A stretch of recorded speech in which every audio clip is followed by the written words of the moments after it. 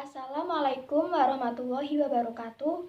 Perkenalkan, nama saya Ika Widiawati, NIM K100-200-177, mahasiswi Fakultas Farmasi Universitas Muhammadiyah Surakarta. Pada kesempatan kali ini, saya akan mempresentasikan dan menjelaskan langkah-langkah yang saya lakukan dalam pembuatan produk dalam proyek warga negara. Pada kesempatan kali ini, saya memilih produk berupa podcast. Berikut adalah langkah-langkah yang saya lakukan dalam pembuatan podcast. Langkah pertama dalam pembuatan produk proyek warga negara adalah mengidentifikasi masalah dan menentukan ide pokok. Setelah mengidentifikasi masalah yang ada di lingkungan sekitar saya mendapatkan beberapa masalah, di antaranya kurangnya kesadaran akan pentingnya mencuci tangan, menjaga jarak, dan memakai masker di era pandemi seperti saat ini, kurangnya pengetahuan dan edukasi tentang virus corona di daerah pedesaan, dan wawasan mengenai COVID-19 yang masih minim di kalangan masyarakat pedesaan atau masyarakat kalangan menengah ke bawah. Dalam produk proyek warga negara ini, saya mengambil topik tentang pentingnya kesadaran masyarakat dalam memerangi COVID-19. Adapun beberapa jurnal dan artikel yang saya gunakan untuk menunjang dalam proses pembuatan produk ini.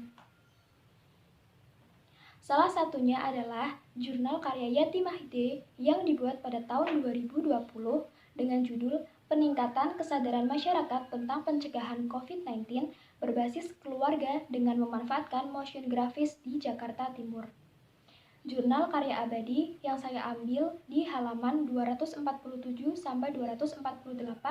dalam menunjang proyek saya kali ini. Adapun alasan saya memilih topik ini karena memiliki relevansi dengan bidang studi yang saya tempuh saat ini, yaitu farmasi. Kesadaran masyarakat dalam memerangi COVID-19 merupakan salah satu kunci untuk membantu dalam proses pemutusan mata rantai penyebaran virus ini. Salah satunya adalah dengan meningkatkan sistem imun tubuh agar tidak mudah terserang penyakit ataupun virus corona. Dalam bidang farmasi, banyak bahan-bahan kimia dan tanaman obat yang dapat digunakan sebagai obat atau vitamin untuk meningkatkan sistem imun tubuh. Salah satu contohnya ialah dengan mengonsumsi vitamin B6 untuk membentuk sel imun yang dapat melawan mikroba berbahaya.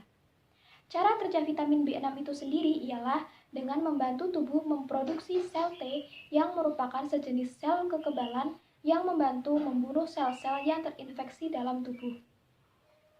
Tak hanya itu, vitamin B6 juga mengaktifkan respons sistem kekebalan tubuh. Dalam hal ini, jumlah kebutuhan vitamin B6 untuk perempuan sebesar 1,2 mg, sedangkan untuk pria ialah 1,4 mg. Langkah kedua dalam pembuatan produk proyek warga negara ialah pembuatan naskah narasi untuk podcast dan latihan pembacaan narasi podcast. Pembuatan naskah podcast untuk proyek warga negara ini akan saya bagi dalam beberapa bagian, seperti dimulai dari pengenalan COVID-19, gejala dan tanda-tanda COVID-19 apabila menyerang sistem imun kita, cara penanggulangannya, dan yang menjadi poin penting adalah penyuluhan mengenai pentingnya kesadaran kita sebagai masyarakat dalam proses memerangi COVID-19, terkhusus bagi masyarakat pedesaan maupun masyarakat kalangan menengah ke bawah.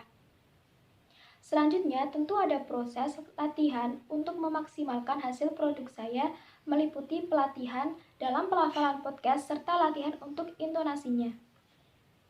Berikut adalah contoh teks narasi yang baru saya buat.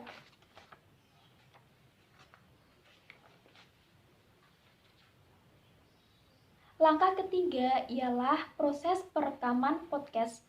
Proses perekaman podcast ini saya lakukan di rumah dengan alat bantuan seadanya berupa laptop serta ponsel. Langkah keempat ialah pengeditan podcast. Pengeditan podcast yang merupakan produk proyek warga negara ini saya edit menggunakan beberapa aplikasi dari ponsel pintar maupun dari laptop. Dan langkah terakhir yang kelima yaitu finishing. Finishing dari produk proyek warga negara adalah dengan memutar kembali podcast yang sudah selesai diedit untuk memastikan bahwa podcast sudah tidak ada kesalahan dan siap untuk diposting di media sosial. Demikianlah presentasi dan penjelasan saya mengenai langkah-langkah dalam pembuatan produk proyek warga negara ini.